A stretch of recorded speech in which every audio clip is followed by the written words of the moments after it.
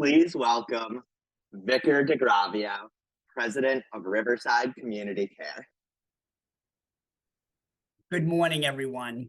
Welcome to Riverside's annual Pride event. Our theme for this year is This is Confidently Me, a celebration of LGBTQ plus representation. It's an honor to be with you today as we come together virtually to celebrate diversity, inclusion, and the beauty and importance of identities that make our organization and community so vibrant. First and foremost, I want to express my heartfelt gratitude for each and every one of the Riverside staff who has contributed to the incredible journey of diversity and inclusion within our organization. Your commitment, passion, and tireless efforts have not only transformed our workplace culture, but also enriched the lives of those we serve. Today, as we gather under the banner of pride and celebration, I want to reaffirm my unwavering support for strengthening our diverse and inclusive workplace so that every individual feels valued, respected, and empowered to bring their authentic selves to work each day.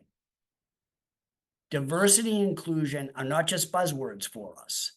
They are fundamental pillars of who we are as an organization, driving us towards excellence in everything we do. Along those lines, I'm proud to announce a recent structural change within our leadership team. Building on the foundation established by our previous CEO and founder, Scott Bach, and current CEO, Marsha Medley, we have decided that the Vice President for Diversity and Inclusion will now directly report to me as I transition into the role of President and CEO. This change reflects our organization's deep and enduring commitment to embedding diversity and inclusion in all that we do, ensuring that these vital initiatives are given the attention and support they deserve from the highest level of leadership. In addition, to underscore the important role diversity and inclusion plays in organizational excellence, the title for this key role, held by Dr. Angela Crutchfield, has been updated to Vice President for Diversity, Inclusion, and Organizational Excellence. Now, before we dive into today's festivities, I'd like to take a moment to acknowledge and express my sincere gratitude to Marsha Medley, our esteemed CEO. Marsha has been an extraordinary leader, championing diversity and inclusion with thoughtfulness and compassion. As a trailblazer in the field of behavioral health and human services, Marsha has shattered glass ceilings and inspired and mentored countless individuals, myself included. Marsha embodies the essence of resilience, leadership, and womanhood, and I'm deeply grateful for her unwavering guidance and support. With Marsha's retirement quickly approaching, it is only fitting that we hear from Marsha today. Without further ado, I'd like to invite Marsha to join me on screen to share a few words. And thank you all once again for being part of this special celebration.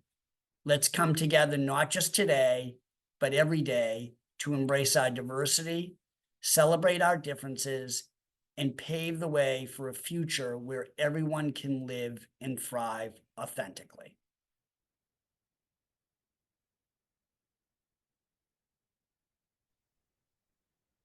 Well, thank you so much, Vic, for that warm introduction. Really appreciate it. You know, I'm deeply touched by your kind words and honored to be here today among such dedicated colleagues and friends in celebration of Pride.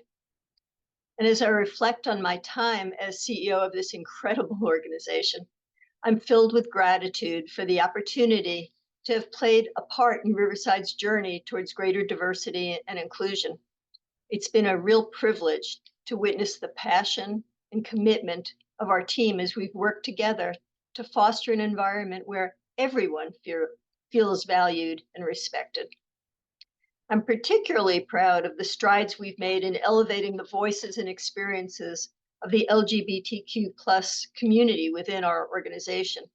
Together, we've created a space where individuals can embrace their true selves without fear or judgment, and that is something truly worth celebrating.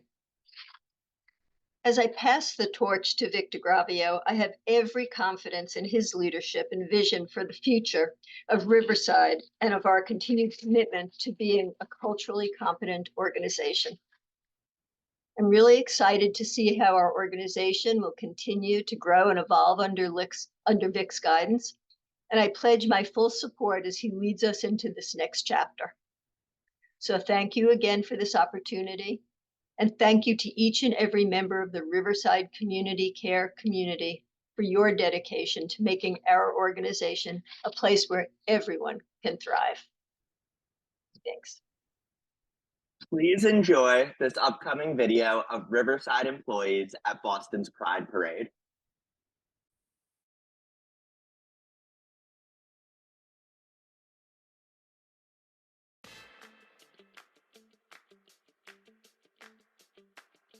My name is Nick Hansel-Snyder. I am marketing manager at MindWise here at Riverside, and I'm also chair of the ERG, the LGBTQ+ crew, also known as TLC for short. I'm extra excited this year that we are able to celebrate Pride with Riverside. It's more important now than I think it's maybe ever been before to keep showing solidarity with the LGBTQ+ community, and Riverside certainly does that. Working at Riverside has always been very important to me, and it's a very special place. Our mission of supporting folks with their behavioral health sort of throughout their lives has always been very important, both to the people served by Riverside, but also to all the employees. It means so much to me that I've always been able to be here at Riverside as my full self, as an out gay man, married to a man with my 2 adopted children. It was never anything other than a welcoming and warm atmosphere, and I'm very excited to be able to continue that support and show that support at the Pride Parade. It will be amazing to be marching together with people from all across Riverside. I'm bringing my family. Other members of TLC are coming with their families. We're going to be marching together with hundreds of other groups from all over Massachusetts and the area. So TLC, or the LGBTQ+ crew, is Riverside's employee resource group, ERG, for the LGBTQ+ community, for LGBTQ+ employees and allies. We meet once a month, and everyone is welcome to join us if you'd like. I'm so proud that Riverside has its ERGs, that it has helped in the creation of TLC, that it funds these ERGs. It is through that funding that we are able to participate in Pride this year. And it's so important that we were able to go to Pride and march in the parade with Riverside as Riverside employees, and to show that not only are we committed to the rights and freedom of LGBTQ+ individuals to be themselves, but Riverside supports that too and supports us. And I'm proud not only to be able to be there, but to be a part of the organization that does show this much of commitment.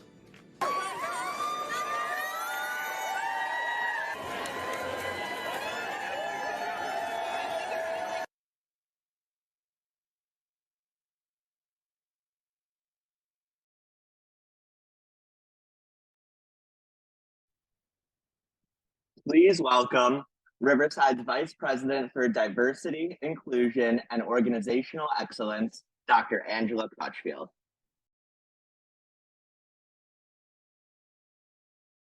Good afternoon, everyone. Thank you so much for joining us today to celebrate Pride. And I have the honor of introducing our keynote speaker for today, Mason Dunn. Mason serves as the Director of Education and Research with Massachusetts LGBT Chamber of Commerce. A lawyer and educator, Mason brings over 15 years of LGBTQ+ advocacy experience to the Chamber. Prior to joining the team, they served as Deputy Director for the Division of Education and Training at Fenway Institute, among other amazing roles, including the Executive Director of the Massachusetts Transgender Political Coalition.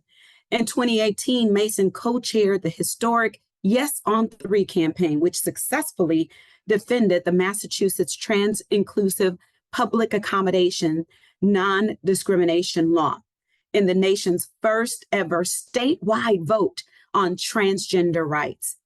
Beyond their full-time work, Mason also teaches at UNH in Manchester in the communications department. They are a board member with the Equity Federation and serves on the Massachusetts Commission on LGBTQ Youth. Mason is a member of the New Hampshire Bar Association and a 2012 graduate of the University of New Hampshire School of Law with the Daniel Webster Honors Scholar Program. Mason has received multiple awards and honors, including the Boston University School of Public Health, Gail H. Douglas Award for Excellence in Public Health Practice, the University of New Hampshire's Kidder Award for LGBTQ plus inclusivity in education, and the JALSA's Advocate for Justice Award. Please welcome, and I'm excited to introduce our keynote speaker for today, Mason Dunn. Wonderful. Thank you so much, Dr. Angela. I'm so honored to be here. Happy Pride, everyone. It's the best time of year, and I'm really just excited to spend part of my Pride Month and your Pride celebration together, having a conversation about where we are right now, but also do something a little different for me, which is tell a little bit about my story as a trans person, as a queer person in the world. So often I do education about inclusive practices that I sometimes don't always talk about myself and my own journey in this work. So I'm excited to share a little bit of that, as well as some notes and ideas and thoughts about allyship in this time of year, but also beyond June, beyond Pride Month. So a little bit about me. Again, my name is Mason. I use he, they pronouns.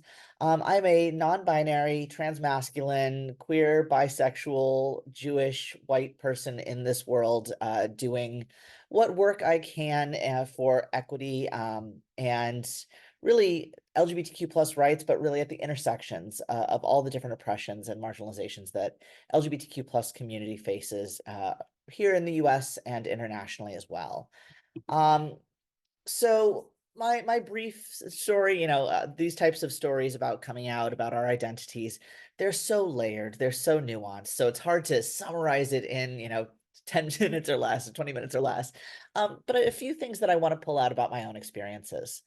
So I came out as trans and gender diverse when I was about 18 or 19 years old, but actually came out as queer and bisexual a little earlier. I was really grappling with my sexuality and how that interacts with my gender identity for many years throughout middle and high school and my youth. And I think it's important to point out that coming out as LGBTQ plus is not always a linear type of thing. There are peaks and valleys. There are folks that we are comfortable and safe being out to, and there are other places where maybe we aren't out for fear of safety or discrimination or bias from loved ones or others in our life. And so when I first came out as gender diverse when I was 18 or 19 years old, I was also out at the time, I was assigned female at birth, so I was out at the time as lesbian. And really just grappling with my masculinity as a person who was assigned female at birth, but experiencing and wanting to express myself in masculine ways, I really grappled with what that meant. And so I came out as gender diverse. The language really wasn't around as much or as aware at the time of being genderqueer or non-binary. So I really kind of went without a label, without a real understanding, but knowing that my gender expression was not what society expected it to be for somebody who was assigned female at birth. And I went through the process and really kind of coming out as gender diverse. In drips and dribbles, if you will. I was out to friends at school when I was in college. I was out to my significant other, my then girlfriend, then fiance, and now my partner. We've been married for, oh dear, 15 years. We've been together for almost 20 years this year. So I was out to those folks, but I wasn't necessarily out to my family. I was not out to those who I feared would not understand, those who I feared would push back against who I knew myself to be. While I was in college, that's where I really learned how to be an advocate. And that was another bit of a coming out as well of learning to be an advocate and what that meant, not only for my career and what I was doing in the world, but who I was as a person who was advocating for my own rights, as well as the rights and equity for my community. And so I began working with student groups. I was the head of my school's what we called the Triangle Alliance, which was the LGBTQ plus group, or GSA. And slightly interesting timing. I am currently in Oregon at my alma mater to now deliver a keynote address for the Lavender graduation, which is the LGBTQ plus graduation at my college alma mater, which I'm very excited about to deliver tomorrow evening. But it is where I started learning how to be an advocate, learning how to do this work in ways that centered intersectionality, that centered community members who were at those intersections of oppression and discrimination in our world. While I was in college, I had the honor of working with then a freshman legislator in the Oregon State House. Her name is Tina Kotek, who is now the governor of Oregon. And so got to do some really great work for student rights there. Learned how to lobby, learned how to be that advocate. And from there went on, I was still at the time legally female. So my identity documents all had an F and not an M or X on them. And I was engaged to a woman who also had a F on her identity documents, which meant that we were in a same gender, same sex relationship. And at the time, we weren't able to get married anywhere. This was right after Prop 8 failed or happened in California. The only place in the country where we were legally allowed to be married was Massachusetts. And so the day after I graduated college in Oregon, my then fiance and I packed up a moving truck and we moved to Massachusetts. We had no friends, we had no family there, we had really no connection, no jobs. We had the lead on an apartment and about enough money saved for about 2 months of rent. And that was it. But we did it for the sake of marriage equality because it was the only place where we could be married. And so we moved out to Massachusetts for marriage equality. We left our families, we left everything we knew on the West Coast and became Massachusetts residents. And we're married almost exactly 1 year later in order to establish that residency. We were young because we knew we had to get married. It was really the only option with the possibility of marriage equality failing, not just nationally, but for those who were around in the timeline of 2007, 2008, there was actually the possibility of a constitutional convention that would be taking away marriage equality in the state of Massachusetts. So we were really on this tight deadline, not self-imposed, but imposed by the political climate of if you can't get married now, you may not ever be able to get married ever. Certainly, we could not have foreseen where we are today, where marriage equality is the law of the land in the United States. But we were really operating from a place of wanting to be married, wanting all the legal protections of being married without and dealing with the fear of that going away. So we were married in 2008, and I began my work, specifically went to law school to learn how to do that advocacy work. The reasoning there that I mentioned when I first got into law school was I want to be a social justice advocate, but in order to understand social justice, I need to understand justice and how it is or is not operating here in the United States. So I went to law school to learn more about justice and how that system operates. During my time in law school, I was involved with the New Hampshire ACLU and the New Hampshire Commission Against Discrimination, where I did different internships and externships and learned more about rights and equity, particularly in New Hampshire, but also nationally. When I graduated law school, I actually began the process of a medical transition while I was in law school, my last year of law school, which I don't I don't recommend, frankly. It was a real challenging time to be going through a medical transition, so starting testosterone, having top surgery, all of those things that were associated with my own gender journey, while also being in the midst of preparing for the bar exam and becoming a lawyer. It was a real interesting and challenging time, but one that I certainly wouldn't trade it for anything in my own life. And so I graduated law school. I started first with a job with the New Hampshire ACLU doing trans advocacy in that space. And then was honored to become and named the executive director of the Massachusetts Transgender Political Coalition, or MTPC. And when I started at MTPC, they had just passed some of the non-discrimination protections for gender identity and gender expression, but not all of the non-discrimination protections. What I mean by that is when we first passed the first iteration of non-discrimination laws in the state, it was specifically said that it prohibited discrimination on the basis of gender identity in housing, education, credit and lending, and employment. All very important areas for non-discrimination, but they left the last and probably most expansive area out. They specifically took out public accommodations when they passed that law. Now, the reason for that is, as many of you may hear, when I say public accommodations as it relates to gender identity, there's this assumption that I'm talking about bathrooms and locker rooms and other sex segregated spaces. But in reality, public accommodations simply means any public space. So when they took out public accommodations from those non-discrimination protections back in 2011, when we first passed that legislation, they took out libraries. They took out hospitals. They took out the bakery down the street or the coffee shop down the street. Any place that is open to the public is a public accommodation. And so when they passed that law, they said that in essence, you can be trans or gender diverse at home, in the workplace, at school, or in a bank, but you can't be trans out in public in general.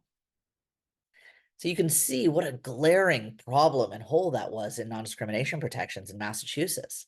And that was the climate that I walked into as executive director of the Massachusetts Transgender Political Coalition. And when I was hired, I was charged with fixing that. That meant that I had to pass on its own non-discrimination protections for gender identity in public accommodations. That required a whole lot of education, a whole lot of advocacy and lobbying to first just overcome that hurdle of what public accommodations means. And I'm lucky to say that we were successful in passing that legislation. It took several years of that education work that I was honored to lead, but also very stressed to lead. Because another important note here is Massachusetts was the only state to have ever done this, the only state to have removed public accommodations for gender identity protections in the country. So we had to create the playbook for ourselves. We had to figure out how to do this ourselves. There was no blueprint for how to have these conversations. And so we had to make up the playbook as we went, do the advocacy on the ground in the legislature for several years before we finally passed that in 2016. However, unfortunately, when we passed that legislation, it was signed by then Governor Baker. The opponents to transgender equality in Massachusetts decided to begin collecting signatures to put that up for a referendum vote. In Massachusetts, we have this ability through a referendum vote that if the legislature passes a law that the general public or some percentage of the general public is unhappy about, we can collect signatures and put that law on the ballot. And so the full voting public can then vote on that law, which is precisely what happened here. We passed the legislation for public accommodations non-discrimination.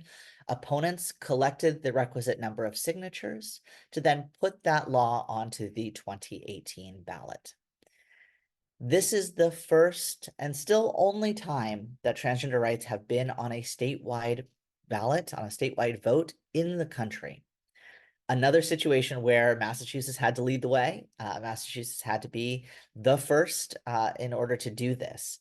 But it's important to note that it is not a vote that we, the transgender advocates and trans community, wanted.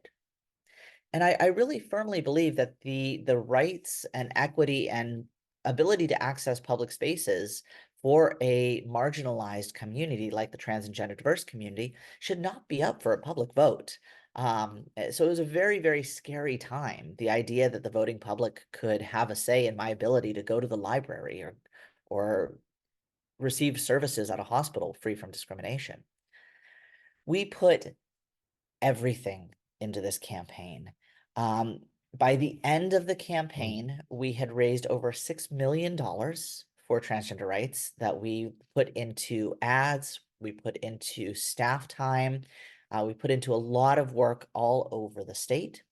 We mobilized over 5,000 volunteers, some of whom may be here today. If you were a volunteer on the Yes on 3 campaign back in 2018, special thank you to you, because again, 5,000 people that we gathered together to knock on doors, to phone bank, to be present in our communities talking about transgender rights in public spaces. So we, as I said, raised over $6 million. We mobilized over 5,000 volunteers, and we won. We won that vote with a 35-point margin in what I think is a sweeping victory for transgender rights in the state of Massachusetts. And very glad for it in the sense, especially because we were the first and only. If that failed, if we failed to win and defend public accommodations, non-discrimination protections, that would have had a domino effect across the country for transgender rights. And so not unrelated, a lot of us on the campaign, and this is got another personal aspect of the story, a lot of us on the campaign all together got these tattoos in memorial representing the domino effect for transgender rights that the campaign is represented. So it is a domino tattoo with the number 3 for the Yes on 3 campaign and the number 1 for the first and only in the country so far. First in the country, hopefully only, because again, voting on the rights of a minority is a really difficult thing to do. That campaign really was such an important part of my life, such an important part of my work. And so afterwards, as I'm sure you can imagine, it was particularly exhausting. I took a step away. I stepped down as executive director of the Massachusetts Transgender Political Coalition, mainly because when I was hired, that was the work that I was charged to do. I was charged to finish the public accommodations work. And when I finished that, I said, okay, my work is done. The reason that I was hired in this role is finished, and now it's the opportunity for another person to take the organization in a new direction that has less to do with that real legislative and then voting ballot initiative campaign. And so I stepped down. I worked for a short amount of time with an organization called Keshet, which is a organization for LGBTQ plus equality in Jewish life. Where I was involved with some of the federal work for the Equality Act, which still has yet to pass, still work to be done there. I also worked with GLSEN, which is the National Organization for LGBTQ plus rights in education. And then landed for a little bit of time with Fenway Health. Many of you may be familiar with Fenway Health here. It's a wonderful organization doing work for LGBTQ plus health and wellness, not just in the Fenway area, but in the entire region. Fenway Health has such an important place in my heart because I distinctly remember when I was doing trans advocacy work in New Hampshire. I was way up, we call it north of the Notch, way up in northern New Hampshire. And I was talking to trans and gender diverse folks in that area. And I asked them, do you have gender inclusive, gender affirming healthcare in your home area? And this small group of folks said, oh, yes, we have wonderful gender affirming care. And I was surprised to hear it because we're north of the Notch in very rural New Hampshire. And I said, wonderful. Where are you going for healthcare? And they said, oh, we all go to Fenway Health. That is approximately where I was, about a 4-hour drive one way in order to get healthcare. And I said, how is that accessible? And they said, well, everybody makes their appointments on the same day and they all carpool down for healthcare for a full day, 4-hour drive there. They have their appointments, 4-hour drive back to Northern New Hampshire. And that to me is such an important statement on the status of gender affirming healthcare in our world right now, then and now. The idea of driving 4 hours and having to carpool with a whole group of community members, that's not accessible, but in our community, it is seen to be accessible. And that's a real problem in our world right now. So Fenway Health does have that important place in my heart of being able to provide that gender affirming care for so many people in the region, in the New England region, and actually nationally as well, as we are seeing gender affirming healthcare become such an issue of discrimination and an issue of access. Many people come from all over the country to receive care there. So I was honored to be there, honored to do that work before I now joined the Massachusetts LGBT Chamber of Commerce to do education and technical assistance and research for LGBTQ plus business and corporate partnerships. So I'm very excited to do that work. A little bit about the Chamber. We do some great, we provide some great resources, some great materials. We just published for this month a Pride catalog. So if you're interested in purchasing Pride-related goods or specifically purchasing from LGBTQ plus businesses for Pride Month or beyond Pride Month, you can check out our catalog, which I think will be linked in the chat for you. There it is, the Pride 2024 catalog. You can check that out, look at different LGBTQ plus focused goods from LGBTQ plus business owners across the state of Massachusetts. We do that every year. We also do a holiday guide, so you can see a similar catalog later on in the year for the holidays. So that's a little bit about my story. What I want to do now is move a little bit into what you need to know for this Pride Month, but also beyond Pride Month. And there's two really important things I want to talk about. The first is for those of you who are here who are part of the LGBTQ plus community. I want to say that the climate, things are really hard right now, particularly for trans and gender diverse folks, but for LGBTQ plus people across the country. The ways in which our identities are targeted, are attacked, the rates of violence and discrimination that LGBTQ plus people face are very difficult to navigate and manage as an individual. And how do we counter that? How do we fight back against all of that discrimination, hatred, violence? We center joy. Centering LGBTQ plus joy, gender euphoria, all of the things that bring us happiness in this world is so important. If we are only ever reacting to hate, if we are only ever coming together in a response to discrimination or other factors of hatred and violence in our world, then we are centering that hatred and violence. We are only reactive to that violence. In order to be proactive for LGBTQ plus rights, we have to center our joy, center our uniqueness, center what makes us beautiful and wonderful parts of this community, center the love and the joy, and that's how we're going to win. And that's how we're going to really fight for equity and inclusion for all. So for the LGBTQ plus people who are part of today's event, go out this Pride Month and find your joy, find your euphoria, find what makes you special, and celebrate that every day this month, but also beyond that. We cannot center the hatred. We cannot center the discrimination. We have to center our joy. So that's what I want to say to LGBTQ plus community members. Next up, I want to talk to the allies in the group. And there are some amazing allies here, I know, that are part of this work, putting this on, and also part of Riverside as well.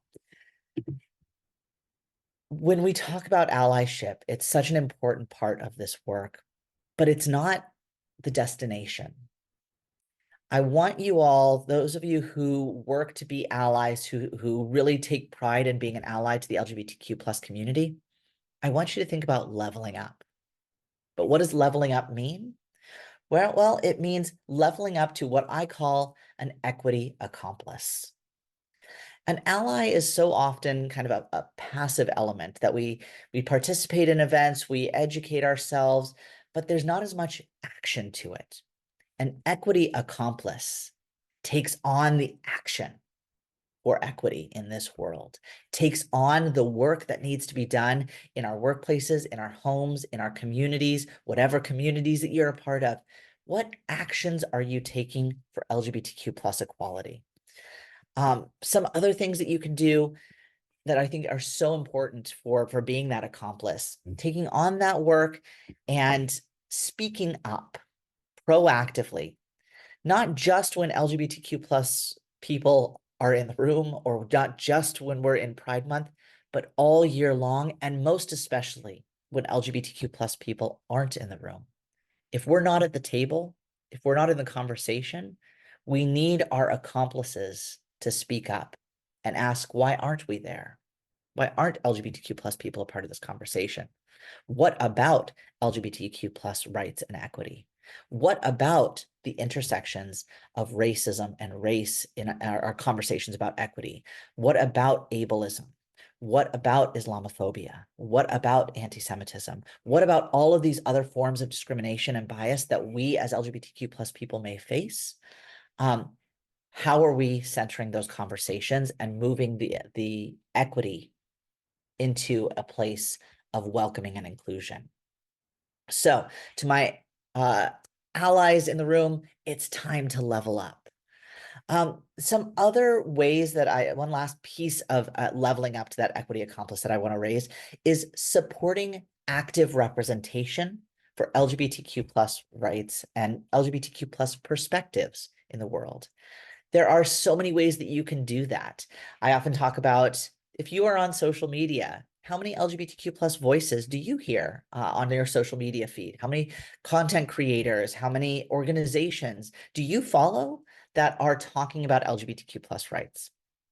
Another thing I want to mention that is specifically related to the giveaway for today, supporting LGBTQ plus creators, artists, authors, all of that right now, particularly in a moment when so many LGBTQ plus books are being banned at the local level in our schools or local communities. Supporting those authors, supporting those artists is a really great way to actively be an accomplice to the work that they are doing. So you're going to hear a little bit later about a really great children's book that is out. That's part of this giveaway today. But supporting work like that, supporting those authors is a really important way to be that accomplice and to do this work. So with that, I want to say it is so lovely to be here. It's so lovely to be a part of this conversation. Thank you for marching in the Boston Pride Parade, Boston Pride for the People Parade, and for being a part of this work. So I'd like to thank Riverside Community Care. Specifically, I want to thank Anna and Dr. Angela and the entire team who are putting this together for the community, for us, and for everyone here. Happy Pride, everyone, and thank you. Please welcome Sarah Macri, Assistant Vice President for Riverside's DCS Division, Executive Sponsor for the LGBTQ Crew Employee Resource Group, and a member of the Diversity and Inclusion Committee. What a wonderful event, Mason. Thank you so much for being with us. That was wonderful, and just learning that history. Really, thank you so much. Your thought and take, so powerful, spot on. You couldn't be more correct. That representation across all mediums really does matter. About 2 years ago, a dear friend of mine, Doreen Cummings, told me she was thinking about writing a children's book that included a transgender character of some kind. With all that had been going on in the world and where they were in their own self-journey and of self-discovery, it was something that they really felt was important both personally and something they wanted to share with the world. Truth be told, I was encouraging, but Doreen does tend to have grand ideas and may or may not always come to fruition. But here we are 2 years later, and A Bug Travels Far, A Dangerous Turn has become a reality and widely available. I'd like to read what Doreen has written about the book and an excerpt from the book itself. I am extremely proud of my friend for their contribution to furthering both representation and exposure of these critically important messages. This is what Doreen writes. Dear friends, I am so grateful for your love and support during this journey to release my debut book series, A Bug Travels Far. I'm excited to share Book 1, A Dangerous Turn. This is a special first edition release with 200 copies. A Bug Travels Far aims to add LGBTQ+ youth characters to children's literature and to build transgender awareness through this fun 4-book adventure. Representation matters. Trans youth report increased rates of depression, suicidality, and victimization compared to their cisgender peers. According to the Trevor Project, 1 in 3 trans youth reported attempting suicide over this past year. All proceeds are donated to the Trevor Project and to Boston Samaritans, organizations who focus on suicide prevention in the LGBTQ+ youth community. Much love, Doreen. I'm going to read a little bit of the book.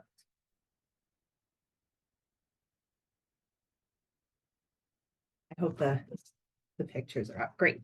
You can follow along as the illustrations are adorable. Ty Fly was an excellent fly ball player. He was a good teammate. He worked really hard, but the guys on the team were always mean to him after practice. You shouldn't be on this team, Joe Fly stated. You're a girl, not a boy, Zach Fly shouted. Your name was Tyra last year, wasn't it? Billy Fly sneered. I've earned my spot on this team, Ty cried. He looked at Coach for support, but Coach turned his back. I'll be the bigger bug, Ty thought. He held his head high and quickly left the field.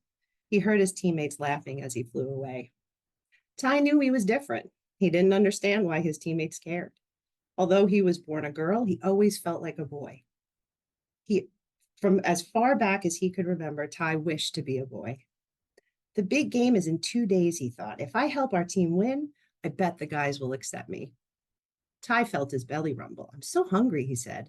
His parents were waiting for him to come home for dinner. Tonight, they were having Ty's favorite. Ty didn't see the car parked up ahead. Bam! He bounced off a wall of glass. Slam! He heard a door close. Goodbye, friends. See you next week, a boy said. Ty's head was spinning. Everything was blurry. Where am I? He groaned, trying to focus. New York City, here we come, Mom announced. New York City, Ty gasped. He quickly realized he had taken a dangerous turn into a car. He thought about his big brother, Tom Fly. Tom had just moved from their hometown of Boston to New York City with his family. Ty had never been there. He frantically searched for an opening to get back outside. All of the windows were shut tight. There was no way out. What am I going to do? Well, I will leave you with that, a bit of a cliffhanger. I encourage you all to really please continue to support our LGBTQ+ authors, actors, speakers, performers, and those that put themselves out there with confidence so that we can show kids and adults who are struggling that people like them do exist, and we are right here to support them. Thank you. Hi, everyone. We actually have a question in the Q&A for Mason. Mason, I'd really appreciate if you could answer this question for everybody here from, I apologize if I get this name wrong, Rhiannon Shikaria. Thank you for all of this. If we wanted to follow up with you and learn more about some of the work and organizations you're involved with, would that be all right? How could we best do that? Thank you so much. I'm happy to be in touch with folks. I will drop my email address in the chat and you can reach out to me. Some of the organizations that I highly advocate kind of letting you know are out there and to be aware of. The first, obviously, the Massachusetts LGBT Chamber of Commerce, especially for small businesses and corporate partners for LGBTQ+ equality. We hold that work here in the state. I also serve on the board of the Equality Federation, and so you can look into them as well. They're a great organization that does work supporting local movements for LGBTQ plus equality. The Federation being all of the equality organizations across the country doing this work come to the Federation and our Federation members to support this work. Locally, we have some amazing organizations, and actually the only state agency for LGBTQ plus youth. We are the only state that has a LGBTQ plus youth commission that is a state agency doing work to support LGBTQ plus youth in schools and beyond. So those are just a few. I'm happy to, like I said, I'll drop my email address in the chat. You can reach out if there's specifically an organization that you're looking for more information about, or you have a particular area that you're interested in equality.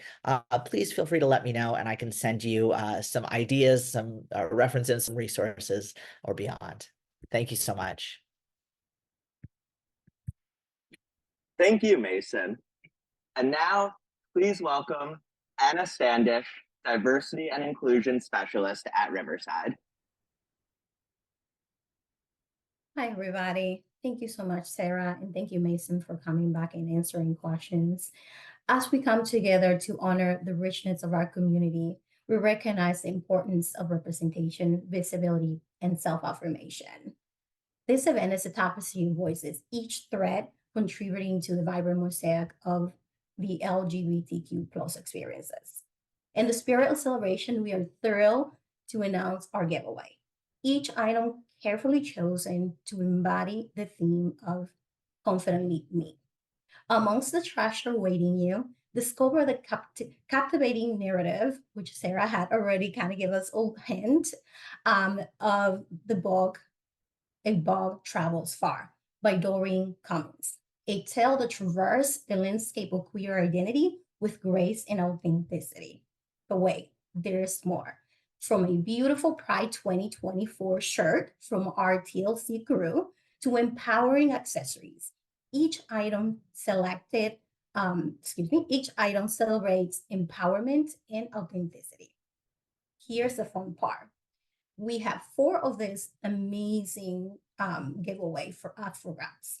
So how do you win, you might ask? To the magic of random selection, which we have chosen from the participants list. So whether you are a member of the LGBTQ plus community, a dedicated ally, or simply somebody that believes in the power of diversity, here's your chance to partake in our celebration. So here we go. Here are the 4 winners. Our first winner is Tatum Leffingwell. The next winner is Catherine Tyler. Winner number 3 is Trisha O'Brien. And our final winner is Lori Addleston. We will reach out to all 4 giveaway winners with details. Enjoy your prizes. And now, please welcome again Riverside's Vice President for Diversity, Inclusion, and Organizational Excellence, Dr. Angela Crutchfield. Thank you, everyone. So happy about all that we've experienced so far today. But before we close out our time today, we wanted to acknowledge a Massachusetts native, the incomparable Alex Newell. Alex is a beacon of authenticity and talent in the world of entertainment, setting a solid example for our theme today. Hailing from the vibrant streets of Massachusetts, Alex Newell embodies the essence of Confidently Me. Our true power, it lies in embracing who we are, unapologetically, without reservation. You've got to be true to who you are. So I want to thank you all for joining this celebration today. And remember, your light is just that. It's your light. Let it shine. Let it shine bright in all that you do. Be confidently who you are, whoever you are. Don't worry about what other people think, say, do. It's about you being confidently who you are. On behalf of the leadership of Riverside Community Care, the Diversity and Inclusion Committee, and our amazing tech team, I want to thank you all for joining us today.